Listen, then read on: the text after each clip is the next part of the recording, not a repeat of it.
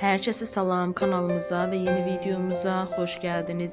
Rəqsanə İsmailova tarihin bir günü verilişində Zaur Baxşəliyevdən incidiyini deyib. Zaurla 20 ildən çoxdur ki, dostluq etmişik, çox yaxın olmuşuq. Mən ona görə dəfələrlə kimlərəsə yardım etmişəm. Bir-birimizin evində qalmışıq. Dostum olduğunu desə nə olacaqdır? Qeyd edim ki, verilişdə Zaur Baxşəliyev Rəqsanə xanımın azadlığa çıxmasına sevindiyini bildirib. Qeyd edib ki, dostluq münasibətimiz olmasa da çox sevindim. Özünü və ailəsini təbrik edirəm. Bu sözlərə əsasən Rəqsanə İsmailova Zaur Baxşəliyevdən inciyib.